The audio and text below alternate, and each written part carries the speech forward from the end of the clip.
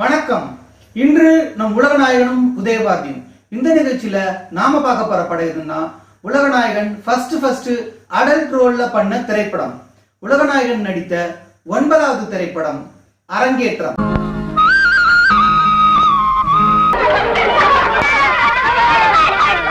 இந்த அரங்கேற்றம் படம் பிப்ரவரி மாசம் 9ஆம் தேதி 1973 ஆண்டு ரிலீஸ் ஆயிருக்கு. இந்த அரங்கேற்றம் படம் சென்னை, மதுரை, கோயம்புத்தூரில் 100 நாள் ஓடி இருக்கு. இந்த தகவலை நம்ம ஜீவா கலைஞானி நமக்கு சேகரித்து கொடுத்துருக்காரு. ஆனால் நாம் பார்த்த ஒரு நியூஸ் பேப்பர் கட்டிங்கில் வெள்ளி விழாவை தாண்டி வெள்ளி விழாவை காணும் அப்படின்ற மாதிரி ஒரு போஸ்டர் பார்த்தேன். ஆனால் இதை பற்றின கரெக்டான டீட்டெயில் நமக்கு தெரியல. யார் மூலமாவது கிடைச்சா இதுவும் உலகநாயகன் வெள்ளி விழா படங்களில் ஒன்றா அமையும். காலகேந்திரா மூவிஸ் ப்ரொடியூஸ் பண்ணியிருக்காங்க. இந்த படத்தை எழுதி இயக்கியவர் நம்ம கே பாலச்சந்தர் அவர்கள். இந்த படத்துக்கு ஒளிப்பதிவு லோகநாத் அவர்கள் பண்ணிருக்காரு. வி குமார் அவர்கள் இசையமைச்சிருக்காரு. இந்த படத்துல நடிச்ச நடிகர்கள் யாருன்னு பார்த்தா இந்த படத்தோட மெயின் லீடு யாருன்னு பாத்தீங்கன்னா பிரமிளா அவர்கள். அதுக்கப்புறம் இந்த படத்துல உலகநாயகன் கமல்ஹாசன் அடல்ட் ரோல்ல ஒரு பிரைமரி ரோல் பண்ணிருக்காரு. இந்த படத்தோட கதாநாயகன் யாருன்னு பாத்தீங்கன்னா சிவகுமார் அவர்கள். இந்த படத்துல ஜெயசுதா நடிச்சிருக்காங்க. ஜெயசுதா தமிழ்ல அறிமுகமாயிருக்காங்க.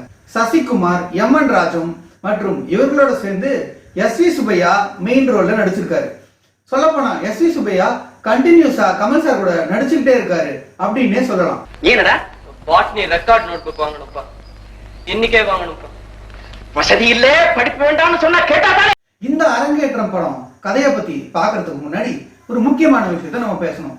அரங்கேற்றம் படம் உலகநாயகனுக்கு ஒரு திருப்பு முனையா அமைஞ்ச படம். அதாவது கே பாலச்சந்தர் அவர்கள் கை வண்ணத்துல உலகநாயகன் அவர்கள் மாட்டிக்கிறார்.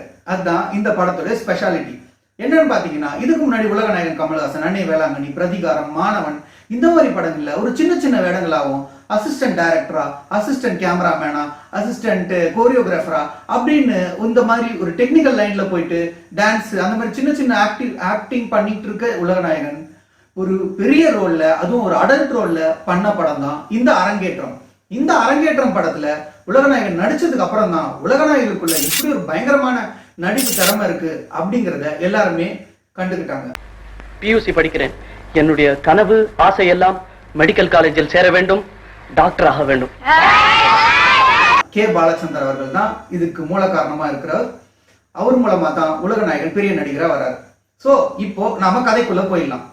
அரங்கேற்றம் படத்தை பத்தி பார்த்தோம்னா அரங்கேற்றம் படத்துல எஸ்.வி. சுப்பையா ஒரு புரோகிதரா இருக்காரு. அவர் ஒரு பக்காவா புரோகிதம் பண்ணும் அப்படின்ற ஒரு பிரின்சிபலோட இருக்க ஒரு ஐயர்.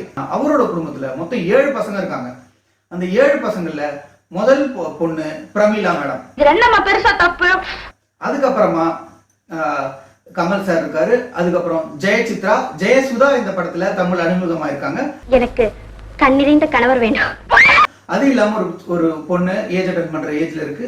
அது இல்லாம ஒரு குட்டி பொண்ணு, ஒரு சின்ன பையன். ஸோ இப்படி 7 பசங்களை வச்சுக்கிட்டு ரொம்ப கஷ்டப்படுறாரு. சாப்பாட்டுக்கு கூட கஷ்டப்படுற ஒரு ஃபேமிலியா அவங்க பாக்குறாங்க.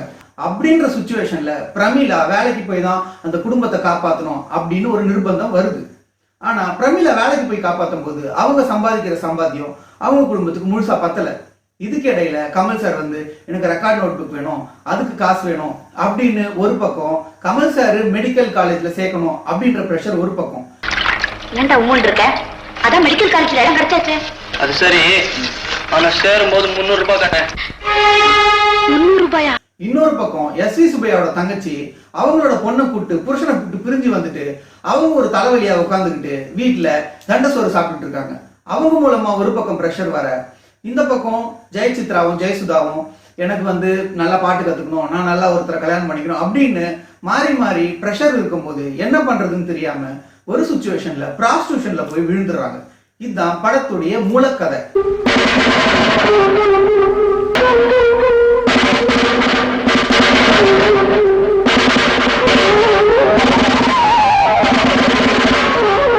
இந்த படத்தோட பெரிய பிளஸ் அப்படின்னு எதுன்னு பார்த்தோம்னா இந்த படத்தோட ஸ்கிரீன் பிளே தான். படத்தோட டைரக்ஷன் ஒரு பிளஸ்னா அந்த டைரக்ஷன் பக்காவா இருக்குது அப்படின்னு நம்ம சொல்றதுக்கு முக்கியமான காரணமே அந்த ஸ்கிரீன் பிளே தான். என்னதான் குடும்ப கஷ்டம் அப்படின்னு நம்ம இந்த காலத்துல எவ்வளவு படங்கள் பார்க்கலாம், நம்மளுக்கு போர் அடிக்கும். ஆனா அவங்க காமிக்கிற அந்த ஒரு சீனும் அதுல நடிச்ச அந்த நடிகர்களும் அவ்வளவு டச்சிங்கா நடிச்சிருக்காங்க. சாரி கிழிஞ்சி போன ஒரு சாரியை போட்டு அந்த ஆபீஸ்ல இருப்பாங்க. அதை வேற அந்த ஆபீஸ்ல இருக்கவங்க எல்லாம் கேவலமா பார்ப்பான்.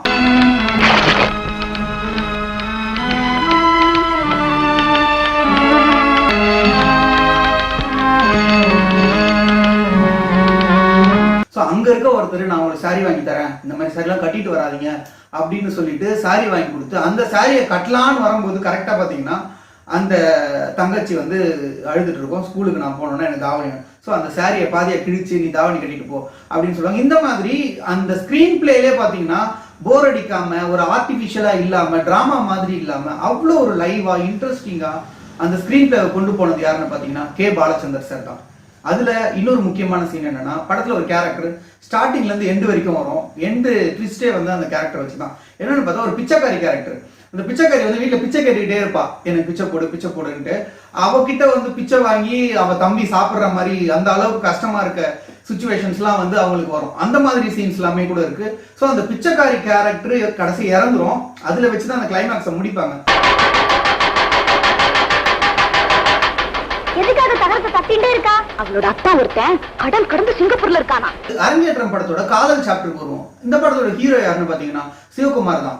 ஆனா சிவகுமார் சாருக்கு பிரமிளா மேடமோட கம்பேர் பண்ணும்போது அவருக்கு சீன்ஸ் கம்மி தான். அவரோட லவ் ஒரு டீசென்டான லவ்வா இருக்கு. ரெண்டு பேரும் பக்கத்து வீட்டுல இருக்காங்க.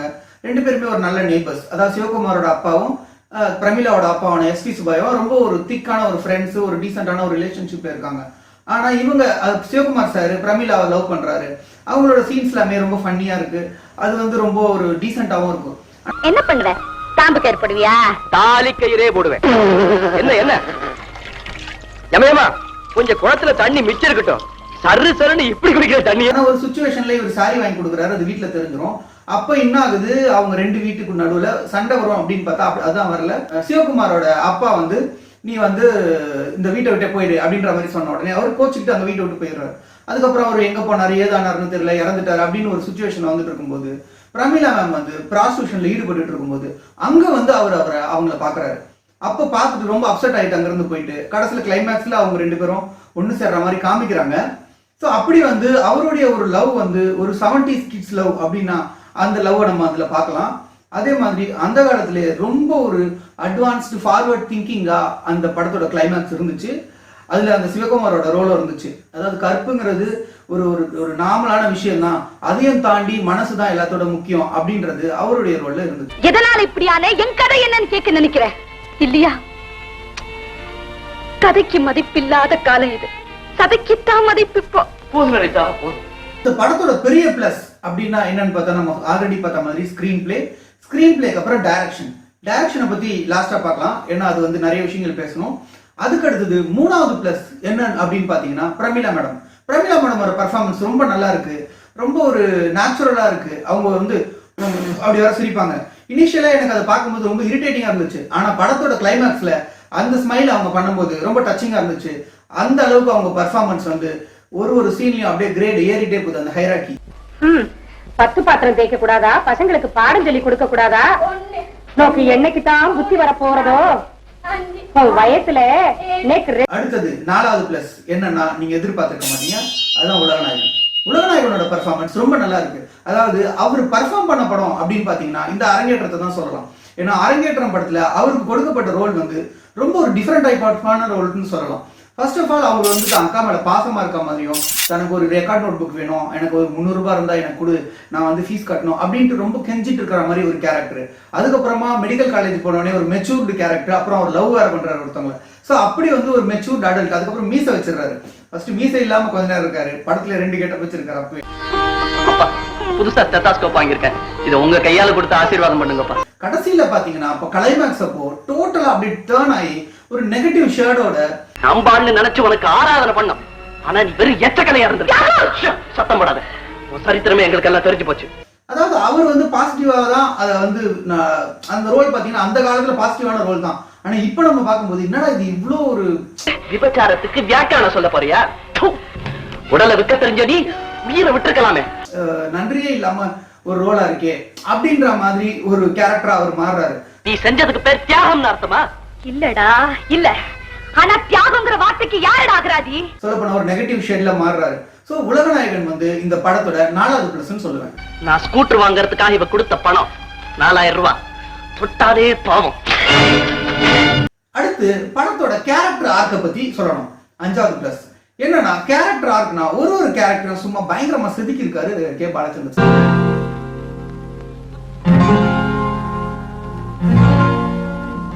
அதுல பாத்தீங்கன்னா எஸ் வி சுப்பையா சாரும் ராஜம் மேடமும் இருக்கிற மாதிரி சீன்ஸ் எல்லாமே ரொம்ப நல்லா இருக்கு.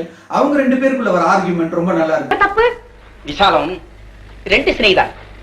ஒருத்தன் ராமாயண உபன்யாசம் கேட்க போனான், இன்னொருத்தன் அதே நேரத்தில் தாசி வீட்டுக்கு போனான்.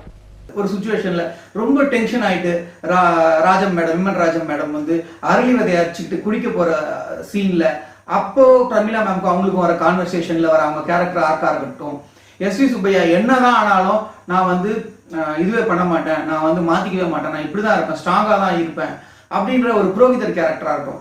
ஒரு சுச்சுவேஷன்ல எஸ் வி சுப்பையா சாருக்கும் கமல் சாருக்குமே வந்து ஒரு கிளாஷ் ஆகும். அதுல பாத்தீங்கன்னா எஸ் வி சுப்பையா சார் நிறைய காசு வந்துருச்சு, நான் எதுக்கடா புரோகிதம் பண்ண வரணும் அப்படின்னும் போது அன்னைக்கு உங்க அப்பாவுக்கு கலெக்டர் முக்கியமா போச்சு, இன்னைக்கு மட்டும் ராமசாஸ்திரிகள் முக்கியமா இருக்கும். அப்படி எல்லாம் சொல்லாதீங்க மாமா. சாஸ்திரிகள் இப்போ சாஸ்திரியா இல்ல. கமல் சார் அதெல்லாம் கிடையாது, நான் போறேன், நான் டாக்டரா இருந்தாலும் நான் புரோகிதர் பண்ண போறேன் போது அவங்க 2 பேரோட அந்த கேரக்டர் கிளாஷ் ஆகும்போது அந்த ஸ்கிரீன் பிளே ரொம்ப அருமையா இருந்துச்சு. இவர் என்ன மந்திரம் சொல்லி வைப்பாரோ அது எனக்கும் தெரியும். சித்தாஸ்கோப் மட்டும்தான் தூக்குவேன்னு சொல்லாம கற்பக்கட்டையும் தூக்குவேன்னு சொன்னபார், அதுவே எனக்கு போதும்டா. எம்என் ராஜம் அண்ட் எஸ் வி சுப்பையா இவங்க 2 பேரும் பாத்தீங்கன்னா ஆல்ரெடி 7 குழந்தைங்க பெத்துட்டாங்க. தூணா 3 பொண்கள் திரண்டு நிக்கிறது, இப்ப 4வது. என்ன மன்னிதே என் பொண்ணு மாறுகிட்ட சரி 5 போதுமா? ஆனா பாத்தீங்கன்னா பிரமிளா மேடம் கடைசி கிளைமேக்ஸ் அப்போ அதாவது கமல் சாரோட கல்யாணம் பண்ணி வைக்கணும் அப்படின்னு நாங்க வரும்போது பாத்தீங்கன்னா 8வதா ஒரு குழந்தைய வந்து இருப்பாங்க, பிரெக்னெண்டா இருப்பாங்க. அப்ப அந்த சீன்ல வெறும் டைரக்ஷன்லயே வந்து ஒரு சீக்வன்ஸ் வந்து காமிச்சிருப்பாரு கே பாலச்சந்தர் சார். என்னன்னு பாத்தீங்கன்னா அப்பெல்லாம் நாம் இருவர் நமக்கு இருவர் அப்படின்னு ஒரு இது இருக்கும். இப்பதான் வந்து ஒருத்தர் இருந்தா போதும்னு, அப்ப வந்து ஒரு பொண்ணு ஒரு பையன் போதும்னு இருக்கும். இந்த போர்டை பார்த்து கூட நீ திருந்தலையா அப்படின்னு அப்போ வந்து ஒரு சோசியல் மெசேஜ் கொடுத்துருப்பாங்க. எத்தனை நாள் இந்த வாசல தெளிச்சு பெருக்கி மூழ்கி கோலம் போட்டிருப்ப, ஒரு நாள் கூடவா இத நீ பார்க்கவே இல்லை.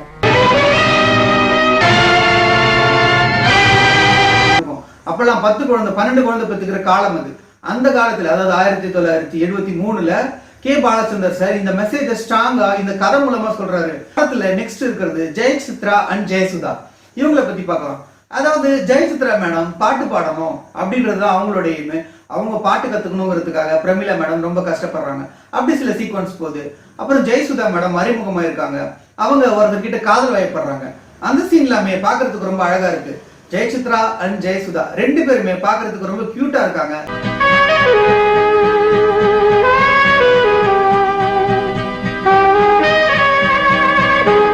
அதே மாதிரி ஒரு சாங் வருது, அந்த சாங்ல லட்சுமி மேடம் வராங்க.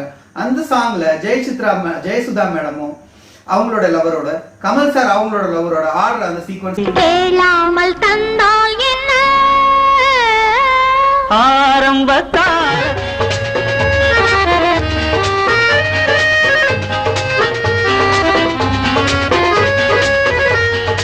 டைரக்ஷன் டச் இது நிறைய இருக்கு. ஆல்ரெடி நடுவில் சொல்லிட்டேன். முதல் டச் என்ன அப்படின்னு பாத்தீங்கன்னா இந்த படத்துக்கு ஏன் அரங்கேற்றம் அப்படின்னு பேர் வச்சாங்க அப்படின்னு நான் யோசிச்சுட்டு இருந்தேன். என்னன்னு பாத்தீங்கன்னா கமல் சாருக்கு வந்து மெடிக்கல் காலேஜ்ல சீட் வாங்கணும்னு சொல்லிட்டு இவங்க போய் ரொம்ப கஷ்டப்பட்டு சிபாரிசு தேடி அலைஞ்சிட்டு இருக்கும்போது தன்னுடைய ஃப்ரெண்டுக்கு அரங்கேற்றம் நடக்கும்போது அந்த அரங்கேற்றம் ஃபங்க்ஷனுக்கு பிரமிளா மேம் போய் உட்கார்ந்துட்டு இருக்காங்க. ஆனா அந்த டைம் ஒரு லேடி வந்து இவங்களை ஃபோர்ஜரி பண்ணி கூட்டிட்டு போயிட்டு ஒருத்தர் உனக்கு நான் வந்து மினிஸ்டர் கிட்ட சான்ஸ் பேசி நான் உன் தம்பிக்கு சீட் வாங்கி தரேன்னு சொல்லிட்டு அவங்கள ஃபர்ஸ்ட் அவர் ரேப் பண்றாரு. ஸோ இந்த பக்கம் அவங்க ஃப்ரெண்டுக்கு அரங்கேற்றம் நடக்குது, இந்த பக்கம் இவங்களோட கற்பை இவங்க இழக்கிறாங்க. இப்படிதான் இவங்க இந்த இடத்துல அரங்கேற்றம் நடக்குது அப்படின்னு சொல்லிட்டு அந்த டைரக்ஷன்ல ஒரு நல்ல ஒரு டச் கொடுத்திருந்தாரு.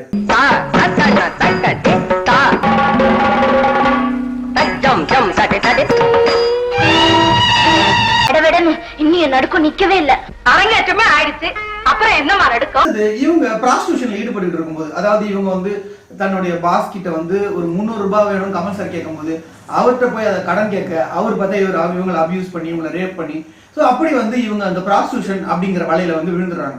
அதுக்கப்புறம் இவங்க எப்படியெல்லாம் வந்து செல் அரிக்கப்படுறாங்க அப்படின்றத ஒரு போட்டோ செல் அரிக்கிற மாதிரி ஒரு டைரக்ஷனல் டச்ல காமிச்சிருந்தாரு. கண்டிப்பா நீங்க படம் பார்த்திருந்தீங்கன்னா தான் அது உங்களுக்கு புரியும்.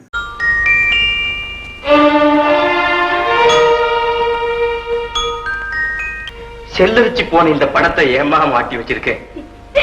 ஸோ கே பாலச்சந்தரோட டைரக்ஷன் அந்த அளவுக்கு ஒரு டச்சிங்கா, ஒரு ஒரு செகண்ட் கூட அப்படி திரும்ப முடியாது, அந்த அளவுக்கு ஒரு கீனா நம்ம பார்க்குற அளவுக்கு தான் அந்த படம் இருக்கு. மனசு கஷ்டமா தான் இருக்கு. கோயில் விக்கிரகம் மாதிரி இருக்கு, என்ன பண்றது? அது சரி, அவன் கொடுத்த படம் எங்க காட்டு பாக்கலாம்? யாராவது எதையாவது இழந்தா பரிதாபப்படுறோம். ஆனா நீ இழந்ததை நினைச்சா பரிதாபப்பட முடியலக்கா. அவ இழக்கல, வித்திருக்கா. அரங்கேற்றம் படத்தை பத்தி ஒரு ஷார்ட் சினாப்சிஸ் அப்படி சொல்லணும் அப்படின்னு பாத்தீங்கன்னா, ப்ராஸ்டியூஷனை பத்தி எவ்வளவோ படம் வந்திருக்கு. அதாவது 1990, 80s இந்த டைம்ல ரொம்ப டச் பண்ணி எடுக்க முடியாத அளவுக்கு நிறைய படங்கள் வரல. ஆனா 1973 அதை பத்தி அவ்வளோ டீசென்டாகவும், அது வந்து ஃபேமிலியில எப்படி ஒரு கஷ்டப்படுற ஒரு ஃபேமிலில இருந்து போயிட்டு ஒருத்தவங்க இப்படி இருக்காங்க அப்படின்றதையும், அது ஒரு அட்வான்ஸ்டு திங்கிங்லையும், அதாவது கற்புங்கிறதுலாம் ஒரு பெரிய அதெல்லாம் ஒண்ணுமே இல்லை, அதை விட வந்து இந்த மனசும் இந்த தியாகமும் தாண்டா முக்கியம் அப்படிங்கிற மாதிரி இந்த படத்தை பார்க்கும்போது நமக்கு புரியுற அளவுக்கு ஒரு டைரக்ஷனல் டச், ஒரு அட்வான்ஸ்டு திங்கிங், ஒரு ஃபார்வர்ட் திங்கிங்கா ஒரு படம் இருக்கு அப்படின்னு பாத்தீங்கன்னா இந்த அரங்கேற்றம் படம் தான்.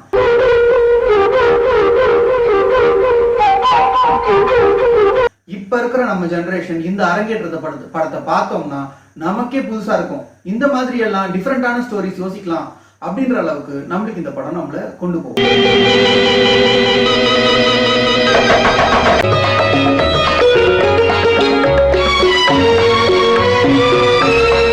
லாஸ்ட் பட் நாட் லீஸ்ட் என்னன்னு பாத்தீங்கன்னா பாலச்சந்தர் படத்தோட கிளைமேக்ஸ்.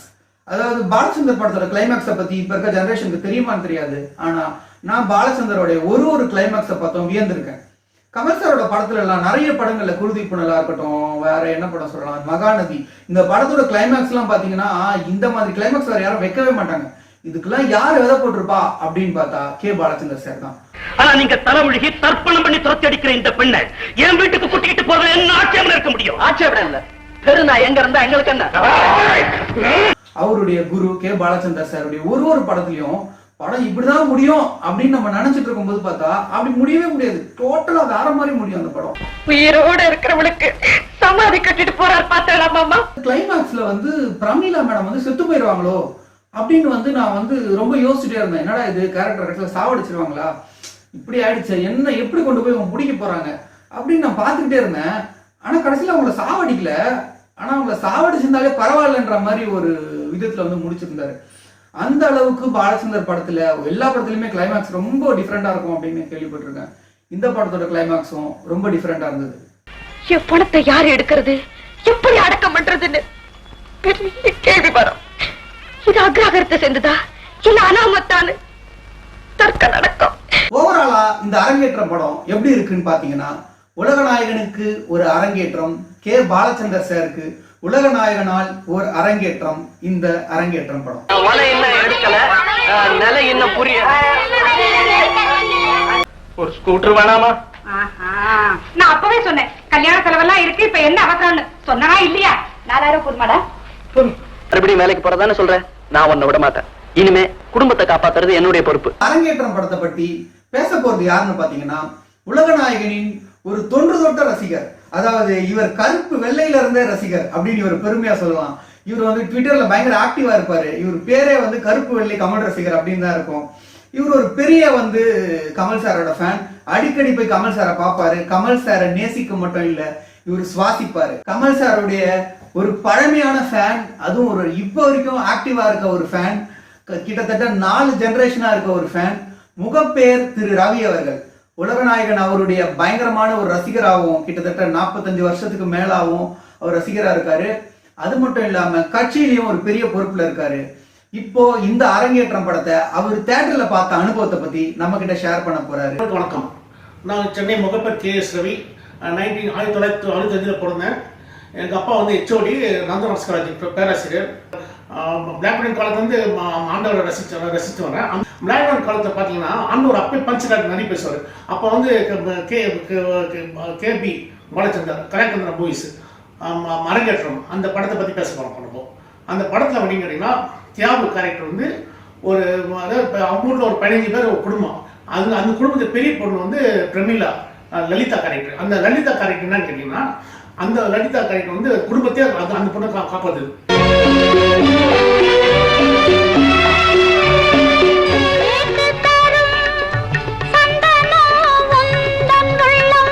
இன்விடேஷன் தரப்பாங்க.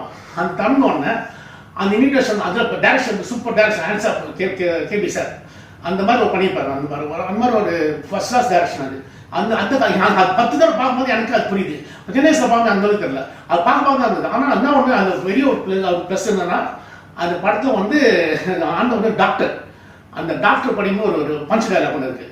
அதாவது அப்பா வந்து 2 ரூபா கொண்டு வராரு வீட்டுக்கு சம்பளம் வச்சார். அந்த சம்பளத்தை வந்து அவங்க வீட்டில் தப்பிச்சு வந்துடும், வீட்டில் அந்த வண்டி கொடுத்துரும் அந்த கூலியை. அப்போ என்னப்பா பாட்டியில் கட்டு 2 ரூபா கட்டினேன். இல்லைப்பா நீ பாட்டி புக்கு இல்லை, நீ வந்து வேற என்ன படிக்கணும். அப்புறம் பக்கத்தில் வந்து ஒரு தலை காதல். அந்த பொண்ணு வந்து என்ன பண்ணோம், பாட்டி புக்கு 2 ரூபா தரான், பரிதாபமாக இருக்கணும். இல்லை பாட்டி புக்கு 2 ரூபா தான், பரிதாபத்துக்கு காஸ்ட்லி வேற தலைவர் பஞ்சிடார குருவர் அது ஆன்சர் தலைவருக்கு. ரொம்ப பரிதாபமா இருக்கு. ரெக்கார்ட் நோட் புக் விலை தான் 2 ரூபாய், பரிதாபத்தோட விலை இன்னும் ஜாஸ்தி. தேங்க்யூ. தலைவர்கிட்ட போயிட்டு 4000 ரூபாய் கொடுத்து வண்டிக்கு ஸ்கூட்டர் வாங்கி கொடுவாங்க. தலைவர் வந்து என்ன பண்ணுவோம், அப்போ கண்டுபிடிப்பாங்க எப்படி சம்பாதிக்கும் போது நம்ம தன்னை எழுந்து தான் சம்பாதிக்கணும் சொல்லிட்டு பணத்தை விசாரிப்பாரு. அப்போ அவங்க டைலாக் சொல்லுவாங்க, நீ பணத்தை தீக்கு போட்ட உன் பின்னாடி எம்பிபிஎஸ் தீக்கு போட முடியுமா சொல்லிட்டு அந்த அந்த அக்கா கேட்பாங்க. அப்போ ரொம்ப பரபரப்பாயிடும் அந்த வீடு. அப்போதான் எல்லாமே தெரியும் பொண்ணு வந்து எந்த தவறி போயிட்டாங்க. தியாகு, நான் கொடுத்த பணத்தை தாண்டா உன்னால தூக்கி எறிய முடிஞ்சது. உன் பேருக்கு பின்னால இருக்கிற பட்டத்தை உன்னால தூக்கி எறிய முடியாதுடா. அந்த டைம்ல எல்லாம் கை விட்டுருவாங்க. அப்புறம் வந்து கல்யாணத்துக்கு வரக்கூடாது, இது பண்ணக்கூடாது சொல்லிட்டு ரொம்ப ஆண்டவர் ரொம்ப இது ரொம்ப கரசமாக பஞ்சிடாரு பேசுவாங்க. நல்லா இருக்கும் அந்த சீனு. அது நான் சொல்றது நேரில் பாருங்க, நல்லா நேரில் பாருங்க, லைக் பண்ணுங்க, ஷேர் பண்ணுங்க. ஆன்சர். இத்துடன் இந்த உலகநாயகனும் உதயபாரதியும் இந்த நிகழ்ச்சி உலகநாயகனின் 9வது படமான அரங்கேற்றத்தில் நிறைவடைந்து உலகநாயகனின் 10வது படமான சொல்லத்தான் நினைக்கிறேன், அதுவும் கே பாலச்சந்தர் சாரோட படம் தான், அதில் தொடரும். நன்றி, வணக்கம்.